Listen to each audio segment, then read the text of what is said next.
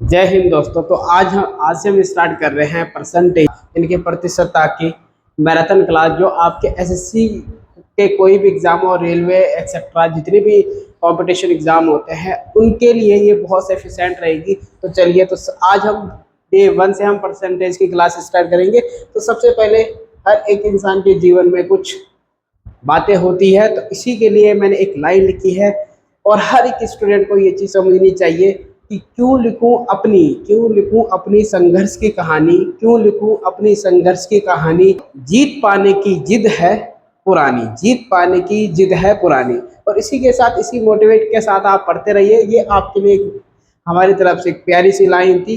तो चलिए, आज हम अपना एक खूबसूरत सा चैप्टर स्टार्ट करते हैं जिसे हम कहते हैं परसेंटेज। तो सबसे पहले हम क्या करेंगे, परसेंटेज के बारे में हम देखेंगे कि परसेंटेज आखिरकार एटलीस्ट होता क्या है, परसेंटेज में हम क्या क्या पढ़ेंगे। तो सबसे पहली बात हमारे पास आती है परसेंटेज। परसेंटेज क्या होता है, ये क्या चीज़ है, किस बला का नाम है। ये आपके पास हर एक एग्जाम में आने वाला एक ऐसा चैप्टर है जो हर एक एग्जाम में आपके पास कहीं ना कहीं से आएगा ही आएगा। तो आज हम बेसिक से चलेंगे। आज हमारा बेसिक कॉन्सेप्ट रहेगा कि परसेंटेज क्या होता है, इसमें फ्रैक्शन यानी कि भिन्न वैल्यू क्या होती है, फिर परसेंटेज वैल्यू क्या होती है, कैसे हम फ्रैक्शन टू भिन्न जाते हैं। तो इसके बारे में थोड़ा सा डिस्कस करते हैं। ठीक है, मेरे पास क्या है, देखिए समझते हैं परसेंटेज को। जो हमारे पास परसेंटेज होता है वो अपने आप में एक 100 होता है। 100 में उसका कितना वैल्यू है, कितनी क्वांटिटी है, बेसिकली क्या है, उसका परसेंटेज है। तो जब हम परसेंटेज की बात करते हैं, हम परसेंटेज की बात करेंगे तो हमारे पास जो परसेंटेज का सिंबल होता है, इस प्रकार से हम परसेंटेज है ये, या हमारे पास अभी परसेंटेज है।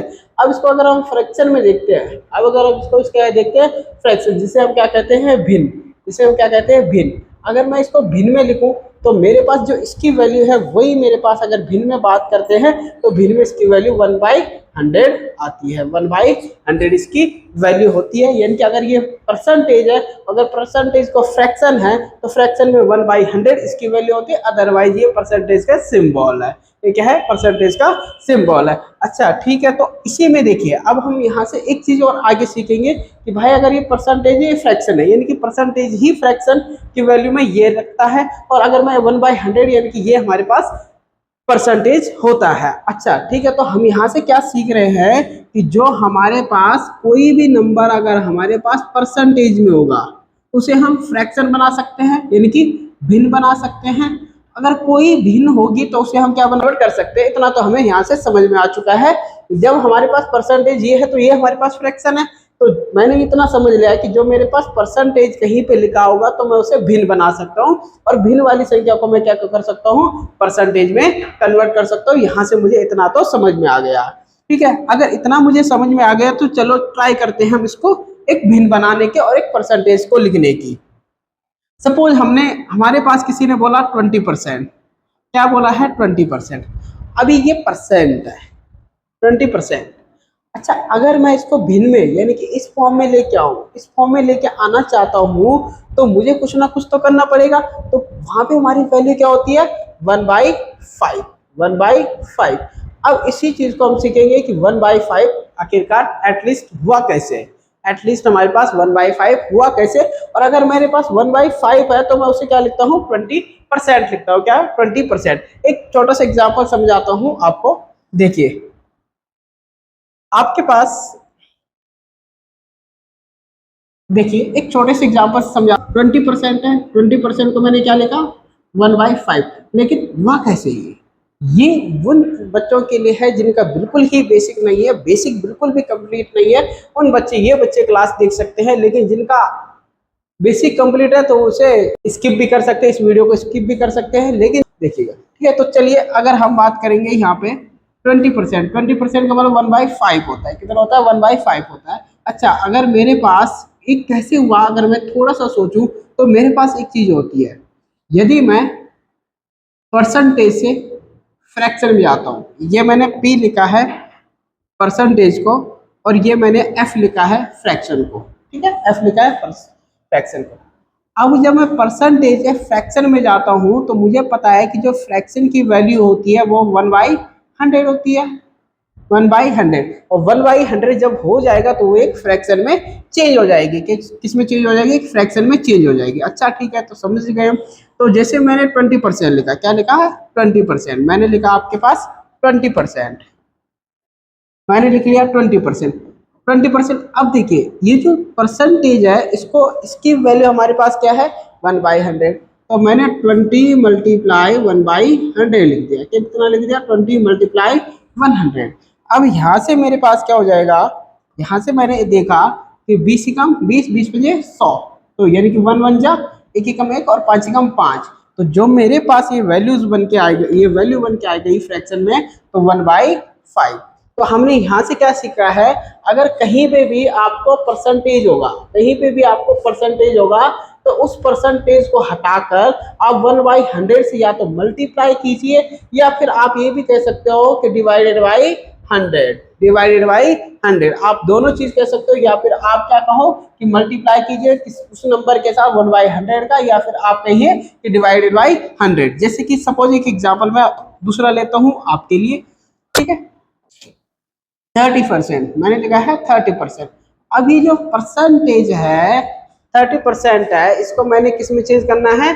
बेसिकली फ्रैक्शन में चेंज करना। अच्छा, फ्रैक्शन में चेंज करना है, तो फ्रैक्शन में चेंज करने के लिए मैंने क्या बात कही? दो बात कही। या फिर आप इसको, बात वही है, आप मल्टीप्लाई, कोई समझ में नहीं आता तो मल्टीप्लाई क्यों करिए, डिवाइड भूल जाते हैं।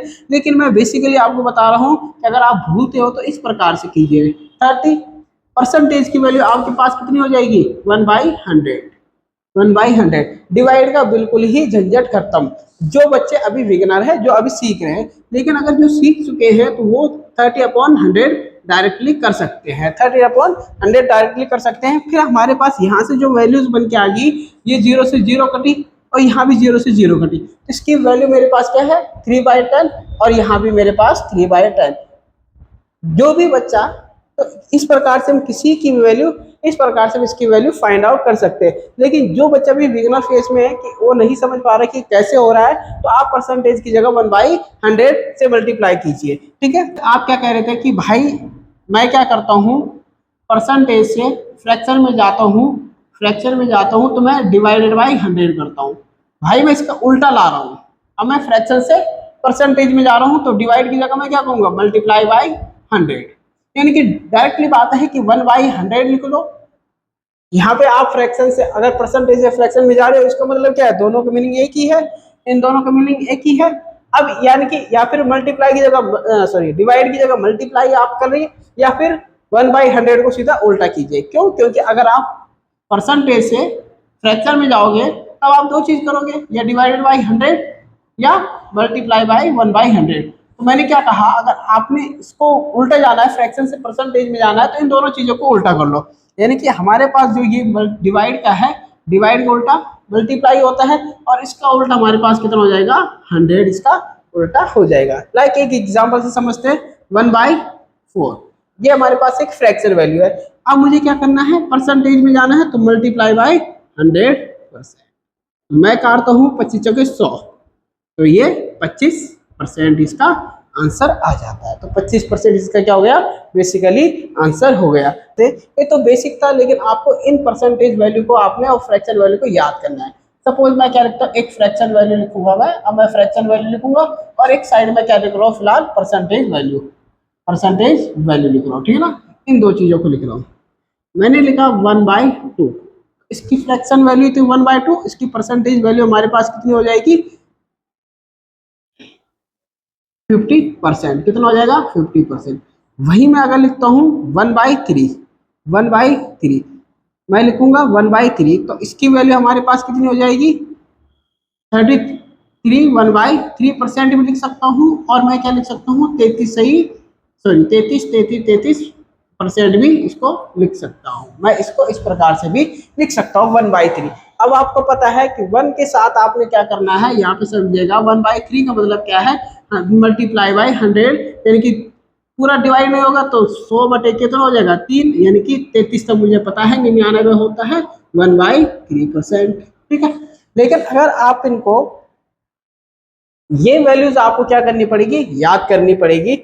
और रटना पड़ेगा और समझना पड़ेगा कि किस प्रकार से आप जो एग्जाम में, जब आपके पास सपोज हमने 33/3% लिखा, तो आपके दिमाग में, माइंड में क्लिक करना चाहिए कि भाई 1/3 की वैल्यू है। अब आप इसको निकालोगे नहीं कि भाई इसको फ्रैक्शन वैल्यू क्या हो जाएगी, यानी कि अगर कोई एक बच्चा है वो इसको क्या तोड़ेगा, 33/1/3% सपोज ये करेगा, फिर इसकी अब ये इसको सिंप्लीफाई करेगा।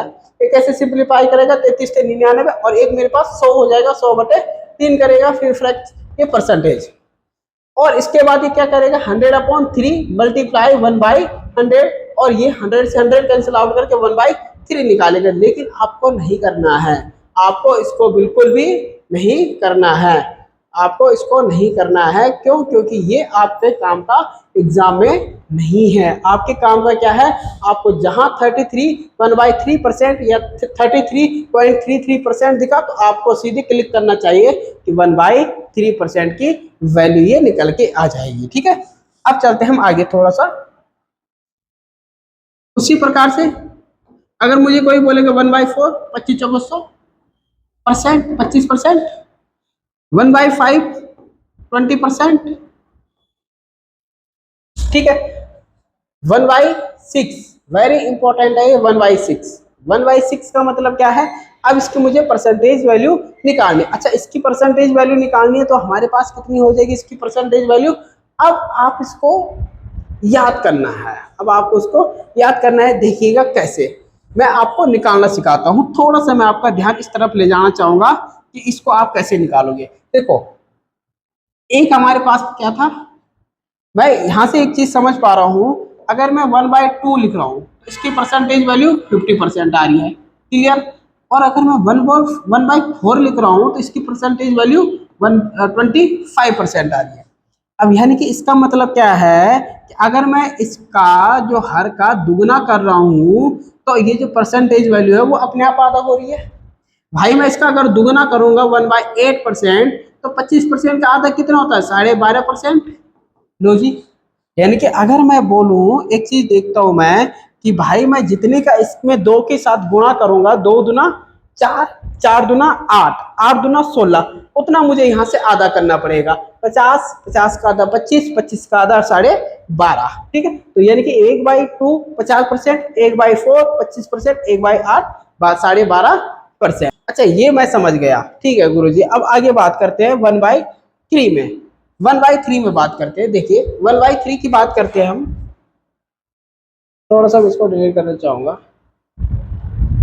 1/3 की बात करते हैं हम, तो 1/3 इज इक्वल टू मेरे पास कितना होता है, 100/3%। 100/3 यानी कि 33 से 1/3, यानी कि 33.99 और 100/3। भाई मैं इसका क्या करूंगा, 3 का दुगना करूंगा 1/6, और इसको मैं क्या करूंगा, फिर डिवाइड करूंगा 2 से, यानी कि 3 के साथ मुझे गुणा करनी पड़ेगी 2 की। क्लियर मेरी बात, 3 के साथ मुझे गुणा करनी पड़ेगी क्योंकि मुझे ऊपर से डिवाइड करना है ना। तो मैं सिर्फ डायरेक्ट 2 से देखा तो ये 50 बार कटा, 50 बार कटा। अब मैंने 3 का भाग देखा 50 में देखे, तो मुझे पता है 16×48 होता है और 2/3%। यानी कि अगर मैं 1/6 के परसेंटेज वैल्यू देखता हूं तो मेरे पास 16 सही 2/3%। कोई दिक्कत, ठीक। इस प्रकार से मैं इसको निकालता हूं, इस प्रकार से मैं इसको फाइंड आउट करता हूं। अच्छा ठीक है, 1/2 का तो हमारे पास हो गया, कैसे करेंगे। फिर 1/5 का भी, 3 का भी हो गया, 1/5 का हो गया, 1/6 भी इसी में आ गया। और 1/7 की बात करता हूँ, 1/7 की बात करता हूँ। 1/7 का कैसे हम निकालेंगे, ठीक है।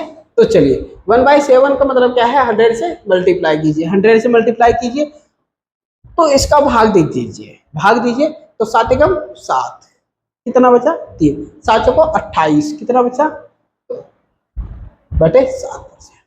अब इसका फिर 14 कीजिए, इसका हाफ कर दीजिए, 7 से फिर 50 को भाग दीजिए, उसके बाद उसका आंसर निकल के आएगा। अब थोड़ा सा मैं आपको एक होमवर्क देना चाहता हूँ और इसको आप प्लीज कमेंट बॉक्स में आंसर दीजिए। 66/2/3% की फ्रैक्शन वैल्यू क्या होगी, इसको आप जरूर आंसर में दीजिए। और ये क्या, ये दोनों चीजें सेम है कि नहीं है, आप इसका मुझे कमेंट बॉक्स में आंसर दीजिए, ठीक है।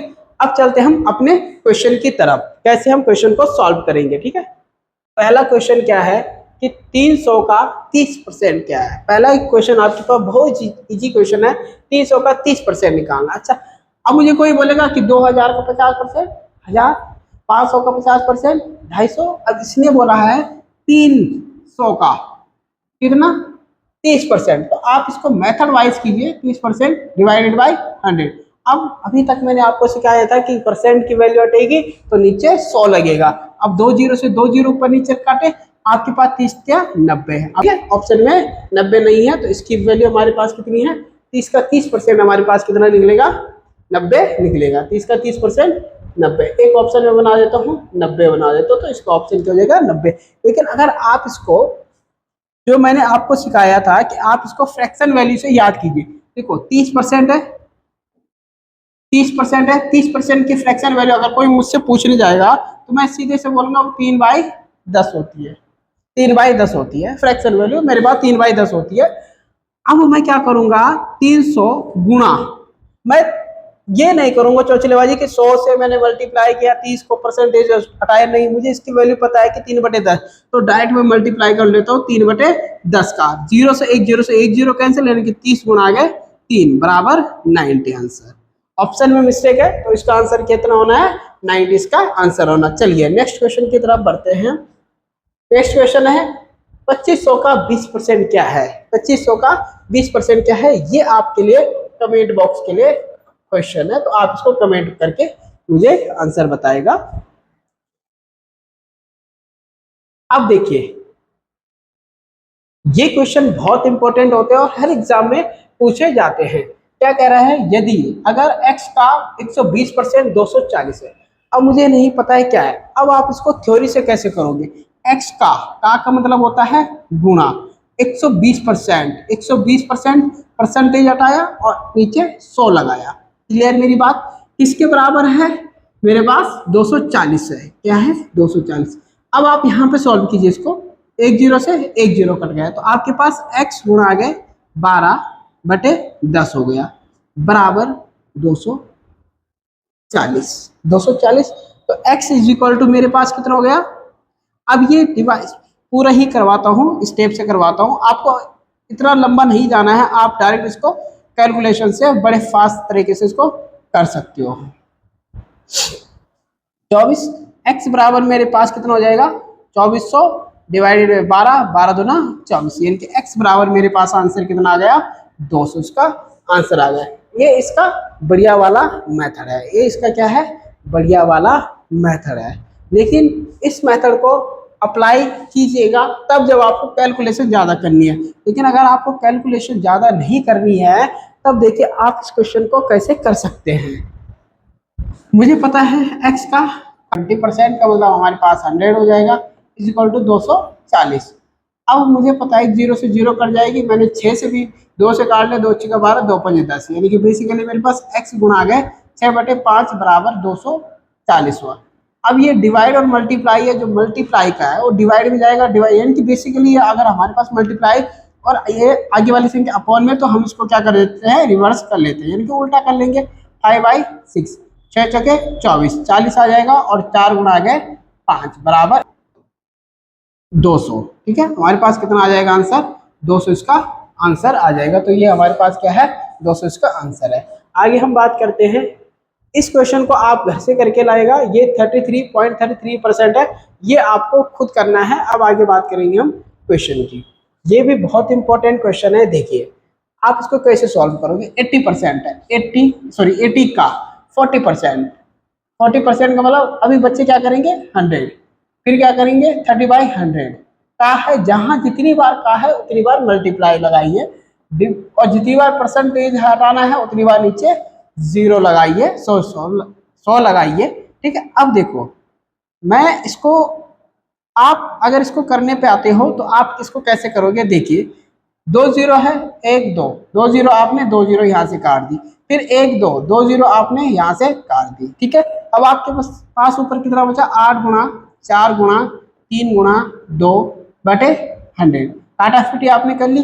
फिर आपने क्या किया, 8 चुके 32 दूना 64, 64 क्या 192, 192 अपॉन 100। अब नीचे जीरो जितने होंगे उससे ऊपर उतने अंक पहले डिजिट पहले क्या लगेगा, दशमलव। अब नीचे 2 जीरो यानी कि 1 2, यानी कि 1 के बाद दशमलव लगेगा, 1.92 इसका आंसर है। लेकिन भाई आपको इस प्रकार से ऐसे क्वेश्चन को तो बिल्कुल इस प्रकार से नहीं करना है। देखिए इसको कैसे करना है, हमें थोड़ा सा इसके बारे में सोचना है। इस क्वेश्चन के बारे में थोड़ा सा हम एक चीज सोचेंगे कि भाई इसने क्या कहा है कि 80 का 40%, 40/100। मैंने भी आपकी ही तरह सोचा पहले कि 30/100 मल्टीप्लाई 20/100, मैंने आपकी तरह सोचा। लेकिन मैंने इन जीरो को सबको जीरो भूल गया, मैं सारी जीरो को भूल गया, मैं सारी जीरो को भूल गया। अब मैंने क्या किया, 8 चौके 32 गुणा 3 दूना 6। अब मुझे इतना सोचना है कि मैंने सीधा इसका मैं इन सब जीरो को भूल गया और मैंने केवल क्या किया, जो ये नंबर है ये डिजिट है उनका मल्टीप्लाई किया। 8 चौके 32, 3 दूना 6 यहाँ से लेके आया। अब मैं इसका मल्टीप्लाई करूंगा, 6 18 होता है यानी कि 180 हो जाएगा और 6 दूना 12 हो जाएगा, यानी कि मेरे पास कितना हो जाएगा, 192 हो जाएगा। 192 कौन से ऑप्शन में है, इसमें वाले में। अब ये जो पॉइंट है, तो मैंने क्या सोचा है कि ये पॉइंट वैसे तो ये हमारे पास फाइनल आंसर है, ये हमारे पास फाइनल आंसर है। लेकिन इन केस 92, अगर मैं एक ऑप्शन यहां से ये बना लेता 92 ये .2, तब ये आंसर नहीं होता, तब ये आंसर नहीं होता। लेकिन मैं अभी 92 को देख के मैंने आंसर, जब एक ही ऑप्शन था तो मैं 192 सीधे इसमें डायरेक्ट आंसर निकाल दिया। लेकिन अगर आपके पास एक ऑप्शन में 19.2, तब क्या पॉसिबल ये हो सकता है, नहीं, तब हमें वेरीफाई करना पड़ेगा। वेरीफाई हम कैसे करेंगे, 1 2 3 4 जीरो हटा देंगे, ऊपर 4 जीरो है तो नीचे से 4 जीरो हटा दिए, 2 जीरो है यानी कि 2 के बाद दशमलव लगेगा, 192 आंसर आपके पास। अगर मेरे पास मैंने जीरो गिनी, केवल मैंने कोई काटा फाटी नहीं की, मैंने जीरो गिनी 1 2 3 4, 3 जीरो ऊपर, 4 जीरो ऊपर है और हमारे पास नीचे 4 जीरो काट दो, कोई भी 2 जीरो और 2 4 जीरो मैंने काट दी, नीचे 2 जीरो रही, जितने नीचे जीरो होगी उतने से पहले दशमलव लगेगा। तो इस प्रकार से इसका आंसर ये फाइंड आउट हो सकता है। ठीक है, चलिए नेक्स्ट, तो मिलते हैं आपको कल नेक्स्ट क्लास में परसेंटेज के। अभी हमने केवल 2-4 क्वेश्चन ही बेसिक किए हैं, कल हम इससे ज़्यादा क्वेश्चन करेंगे और अच्छे क्वेश्चन करेंगे, जो प्रीवियस ईयर क्वेश्चन पेपर भी है सारे क्वेश्चन हम यहाँ डील करेंगे, जहाँ से आपका एक भी क्वेश्चन अगर परसेंटेज से तो वो ना छूटे। प्रॉफिट लॉस पढ़ेंगे तो प्रॉफिट लॉस एक भी ऐसा क्वेश्चन या एक भी ऐसा कंसेप्ट ना हो जो आपका छूटे। इसी प्रकार से हर एक चैप्टर एडवांस मैथ से लेकर अर्थमेटिक तक सारे चैप्टर ऐसे लेके चलेंगे कि आपके पास कोई भी चैप्टर से, किसी भी चैप्टर से अगर आपके पास क्वेश्चन बनते हैं तो एक भी क्वेश्चन छोड़ने की आशा ना रहे, एक बिल्कुल भी आपके पास एक भी क्वेश्चन ना छोड़े। तो इसी के साथ जय हिंद, मिलते हैं कल आपको नेक्स्ट क्लास में। Thank you.